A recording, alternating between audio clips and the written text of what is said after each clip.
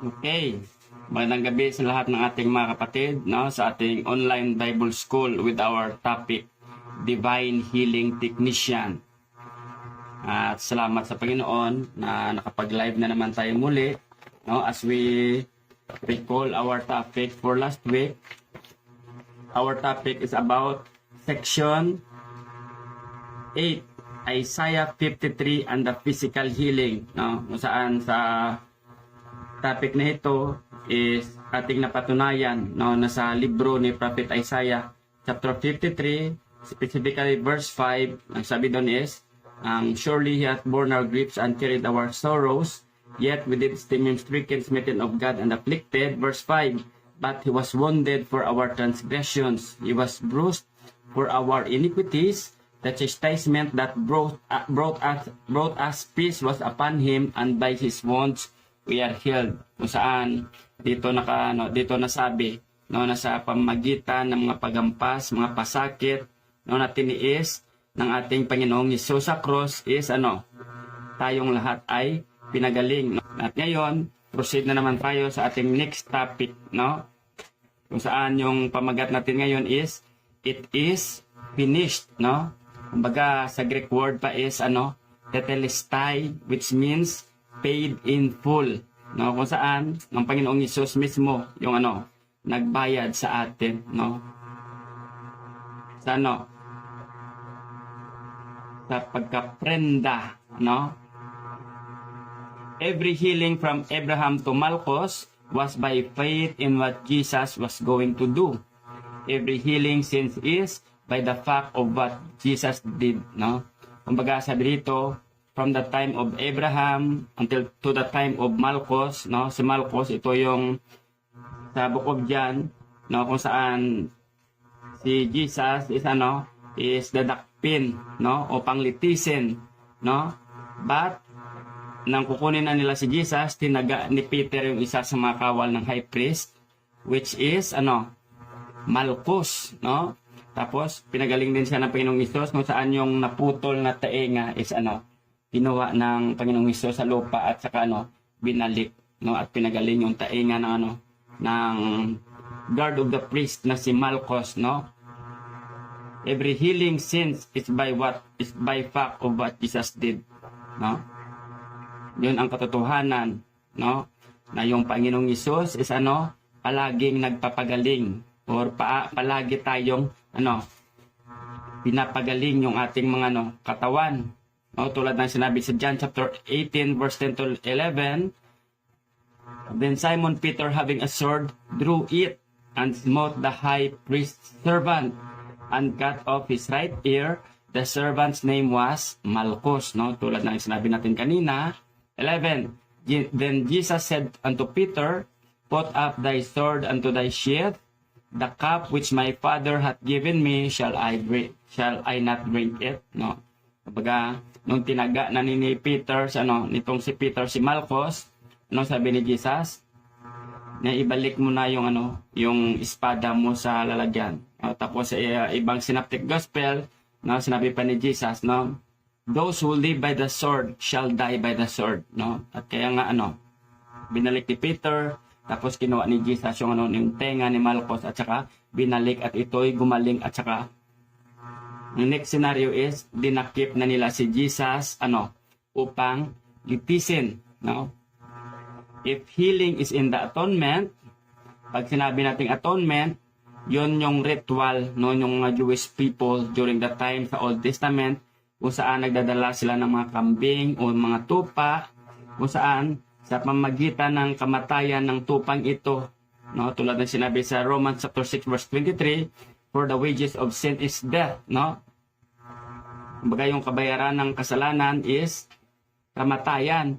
So ang ginagawa, yung itong tupa is is pinapatay, tapos yung dugo iniwisik-wisik, no, doon sa loob ng dakong kabanal-banalan, no, sa most holy place. Tapos yung ibang dugo is winisik-wisik doon sa mga tao, no, for them to receive their forgiveness from the Lord and for them also to receive their healing, no. If healing is in the atonement, it is always God's will that someone be healed. No? O yung kagalingan, no, is sa pamagitan ng atonement o ng pag-aalay, no, ng katawan ng ating Panginoong Hesus to fulfill what was written in the scroll, in the Old Testament, no? Sabi dito, it is always God's will that someone be healed, no? Palaging kalooban ng ating Panginoon, Diyos, na lahat tayo ay gumaling sa ating mga karamdaman. Next, you never have to ask God about anyone's healing. If this is true, we will not find any reference to Jesus or the disciples ever talking to God about a person's healing. No? Sabi dito, kung yung kagalingan is ma-achieve natin, no, sa pamagitan ng pag-alay ng ating Panginoong Hesus ng kanyang katawan, tulad ng sinabi sa Isaiah chapter 53 verse 5, by His wounds we are healed, na kinote din ni Peter sa 1 Peter chapter 2 verse 24, nang sabi doon, He who His own self bear our sins in His body on the tree, that we being dead to sins should live unto righteousness, by whose stripes you've been healed. No? Kumbaga, kung sa pamagitan ng pag-alay ng ating Panginoong Hesus ng kanyang katawan, nung siya ipinako sa cross, doon natin ma-achieve yung kagalingan, ng ating mga katawan, you will never have to ask God about someone's healing. Kumbaga, all we have to do is to accept, no, na sa pamagitan ng mga ginawa ng Panginoong Hesus is tayo ay gumaling, no? Kumbaga, no need mo ng tawag nito, pakiusapan yung Panginoon, Lord, baka pwede mo po siyang pagalingin, no? Tapos, sabi pa dito, we will not find any reference to Jesus or the disciples ever talking to God about a person's healing, no? At sa totoo naman, never naman talaga ako nakaread sa Bible na yung Panginoong Hesus or yung mga disipulo is ang nakipag-usap sa Diyos na Ama tulad ng, Lord, baka pwede mo po siyang pagalingin, no? Because yung ginawa ng Panginoong Hesus, it was settled in heaven. Tulad ng sinabi sa Psalm 119 verse 89 to 92 or 91. No? Tapos yung iba pa is pagnanalangin sa Lord para bang ang damot-damot ng Panginoong magbigay ng kagalingan. Lord, baka pwede. Pag pinagaling mo daw siya, magsisimba na siya. Lord, baka pwede daw pag pinagaling mo siya, hindi na siya gagawa ng kasalanan. Manunumbalik na siya sa iyo. Palaging conditional, no, yung pagkaintindi ng mga tao about receiving someone's physical healing, no. Pero sabi ng salita ng Diyos, kung sa pamagitan ng pag-alay ng Panginoong Hesus ng kanyang katawan nung siya ipinako sa cross, na-achieve natin yung kagalingan tulad ng sinabi sa Isaiah chapter 53, no? You will never have to ask God. Hindi mo na kailangan pang makiusap sa Panginoon o pagalingin ka. It's because, no, kumbaga, tulad nito, no, pag may nagkasakit, Lord, baka pwedeng pagalingin mo po siya or pwedeng pagalingin mo po ako. Anong sagot ng Panginoon? 2024 years ago, pinadala ko na yung kagalingan. Bakit pa kayo? No, bakit pa kayo nangihingi ng kagalingan ng inyong mga katawan? Is nga, hindi nyo ba naisip na 2024 Anno Domini AD, Common Era, no? Sa pamagitan ng pag-aalay ko ng katawan, sabi ng Panginoong Hesus, o ng Diyos na Ama, sa pamagitan ng pag-aalay ng aking anak ng kanyang katawan, doon pa lang is pinagaling na kayo. No? Ang ganda ng ating topic ngayon. Ito pa, if healing is in the atonement, it is a fact to be believed that and acted upon, not a matter of having enough faith. No? You never need worry about enough faith. Instead, it is a matter of stubbornness. At one point, do you give up your right and inheritance? No? Baga, hindi mo na kailangan pang tulad ng sinasabi ng iba, no? Na kung hindi siya talagang tunay na mananampalataya, hindi siya gagaling. No?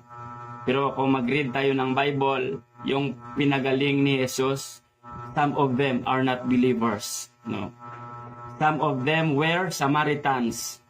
No? ano pa, kumbaga mga Gentiles. No, kasi yung Panginoong Hesus, no, hindi naman sabi ng Panginoong Hesus na kung tatagapin mo ako is gagaling ka. No? Tulad ng ginawa ng Panginoong Hesus sa 10 mga lepers, no? Nung sila ay nakiusap sa Panginoon, Lord, have mercy on us, no?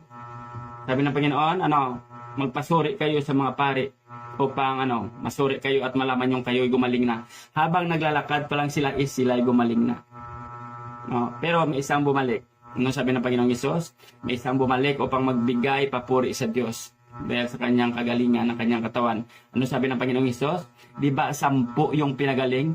Ba't isa lang yung bumalik? At ito pang Samaritanong ito yung bumalik upang magbigay papuri sa Diyos. No? Kumbaga tulad din ng ng topic natin ngayon, no? No need muna. No, all you have to do is to accept your healing. No? You have to accept, wala nang mga ritual. No? If healing is in the atonement, it is not a matter of getting God to okay a healing or grant a healing or flip a switch in heaven or send a healing. No? May connection din dito sa sinabi ko. No? Nito lang. No? Nang sinabi ko mga 3 minutes ago. No? If healing is in the atonement, it is not a matter of getting God to okay a healing. No? So kung sa pamagitan ng pag-aalay ng Panginoong Hesus ng kanyang katawan, doon pa lang pinagaling na tayo. No need muna ng permiso ng permit o ng permiso ng Diyos, no? Para pagalingin ka. No? Kasi sasagutin ka ng Diyos. Ano pang mga permisong kailangan yung mga katibayan for you to receive your healing? Ipinadala ko ng iyong anak ko. No? Yung anak ko, kaysa isang anak ko, tulad ng sinabi sa John 3:16, binigay ng Panginoong Diyos, no? For us to receive our salvation, for us to receive our healing. So ano pa mga permiso yung inihingi mo sa Panginoon para gumaling ka? Binigay na nga. All we have to do is to accept. All you have to do is to accept for you to receive your healing, to receive the breakthrough of your physical body. No? Praise the Lord. Psalms 107 verse 20. He sent His word and held them and delivered them from their destructions. King James Version. No? Sabi ng salita, pinadala niya yung kanyang salita at ginamot silang lahat. No? At sino ito yung salitang iyon? He sent His word. Sino yung salitang pinadala ng Diyos na Ama?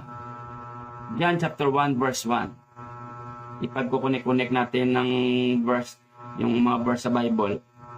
I-exegete natin. Let us let the scripture interpret the scriptures. No? Para malaman natin kung sino ang salitang ito. John chapter 1 verse 1. In the beginning was the Word, and the Word was with God, and the Word was God. No? Sa simula daw yung salita kasama na ng Diyos, at ang salita mismo ay Diyos. No? At sino itong salita? Let us jump to verse 14 in the book of John chapter 1. And the Word was made flesh and dwelt among us, and we beheld His glory, the glory as the only begotten of the Father, full of grace and truth. No? Yung salitang ito na nakadescribe, no? Dito sa Psalms 107 verse 20, yung salita na sinabi sa John chapter 1 verse 1, no? At mayroon pa isang verse, no? Nare-recall ko, Isaiah chapter 55 verse 11, no? Sabi ng Panginoong Hesus, ang Panginoong Diyos na Ama, so shall every word that goes out from my mouth, it will not return to me void. Kumbaga, kung ano yung sinabi ko sa salitang ito, is na-fulfill niya, na-achieve niya. Before siya dito bumalik sa akin sa langit, nagawa niya lahat yung mga pinagawa ko sa kanya. At wala nang iba pa kung sinusalita to maliban sa ating Panginoong Hesus na nagpapako sa krus. Hindi bumalik yung Panginoong Hesus sa langit na hindi niya ginawa yung mga pinag-uutos sa kanya ng Ama. No? Baga doon pa lang, dito natin makikita, no? na yung salitang iyon nagkalaman. John chapter 1 verse 14. And the Word was made flesh and dwelt among us. Nakasama pa nga namin yung salitang ito ng nagkatawang tao. No? Ang salitang ito is yung Panginoong Hesus. Isaiah chapter 55 verse 11. So shall every word that goes out from my mouth, it will not return to me void. No? At sa John chapter 19, nang na-fulfill na ni Jesus yung sinabi sa Isaiah chapter 55 verse 11 na hindi siya bumalik sa Ama, na hindi niya ginawa yung mga pinagawa sa kanya ng Ama. Anong sabi ni Jesus? Title ng ating topic ngayon, it is finished. Tetelestai, paid in full. Amen. Umaga, all we have to do is to accept, no, the sacrificial Passover Lamb, which is our Lord Jesus. Kung saan, no, yung pamagat natin ngayon is, ano, it is finished. Sabi ng Panginoong Hesus, it is finished. Natapos ko na ang lahat na nakasulat sa scroll sa Old Testament, no, sa Hebrew or sa Aramaic, no, na translation ng Bible. Ang sabi ng Panginoong Hesus is, na-fulfill ko na lahat. It is finished. No need nyo nang no need nyo nang magwisik-wisik pa ng mga dugo ng mga tupa dyan sa templo. No, dahil dugo ko na mismo, sabi ng Panginoong Hesus, yung sa ilunggo pa, dugo ko na mismo ang ginpaagay sa cross para lang kamo magtanan, mag-ayo. No, dugo ko na mismo yung inalay ko sa cross para lahat kayo ay maligtas, para lahat kayo ay gumaling. No? If healing is in the atonement, it is an established fact. It is already done. Tulad sinabi ni Jesus, it is finished, done. No? Sa magitan ng pag-alay niya ng kanyang katawan, pag sinabi doon na doon pa lang tayo ay pinagaling, done. No? At naway may natutunan tayo ngayon sa ating topic, no? Na it is finished. Isaiah chapter 53 verse 4. Surely he hath borne our griefs and carried our sorrows, yet we did esteem him stricken, smitten of God, and afflicted. No? Here we see once again the joining of the atonement with healing of physical sickness. Amen. Praise the Lord. 1 Peter chapter 2 verse 24. No? By whose stripes ye were healed. Sa magitan ng kanyang mga sugat, ng mga hampas, ng mga latigo, doon pa lang, pinagaling na kayo. Doon pa lang, pinagaling na tayo. No? Ito pang sabi, maganda, oh. As far as God is concerned, you have been healed. So if there's still pain or sickness in your body, it is an enemy to be fought and defeated, no? Kumbaga sabi ng salita ng Diyos, pinagaling na daw tayo. No? So kung may mga nararamdaman pa tayong sakit sa ating mga pisikal na katawan, it is an enemy to be fought. Kaaway yan na dapat nating malabanan. We command that sickness to go out. We command that pain to go out in the mighty name of Jesus. No? We command the nerve. No? We command the nerve na hindi na siya maiipit. In Jesus' name. Hallelujah. No? At naway, sa ating topic ngayon is meron tayong natutunan. Healing in the atonement. Healing in the atonement, no? It is finished, no? At magpo-closing tayo, no? Before tayo mag-end ng ating live ngayon. Ama naming Diyos, Lord, sa pangalan ng aming Panginoong Hesus, Lord, nagpapasalamat kami sa topic namin ngayon na kami naman po ay may natutunan. It is finished. Kumbaga, salamat sa topic na ito na kumukonekta sa healing in the atonement, na kung saan during the time in the Old Testament, Lord, yung mga tao nagdadala sa pari ng mga kambing, ng mga tupa, tapos papatayin itong tupa for them to receive their forgiveness, tulad na sinabi sa Romans chapter 6 verse 23. Ang kabayaran ng kasalanan is kamatayan. Kamatayan ng mga tupa for them to receive their forgiveness. At sa New Covenant, sa New Testament, kabayaran ng kasalanan namin or ng kamatayan is yung ang kamatayan ng aming Panginoong Hesus sa cross. Doon pa lang is bayad na kami. Doon pa lang is ang pinagaling na kami, Panginoon. At Lord, salamat. Nawa yung healing na na-receive namin sa aming mga physical na katawan is Lord, may impart namin sa iba at ma-experience nila sa kanilang mga buhay na wala ng ibang tagapagligtas, wala ng iba pang manggagamot maliban lang sa iyo, Panginoong Hesus. At ito ang dadalangin namin sa pangalan ng Ama, ng Anak at ng Espiritu Santo, sa pangalan ng aming Panginoong Hesus. Amen. Magandang gabi sa lahat. To God be all the glory.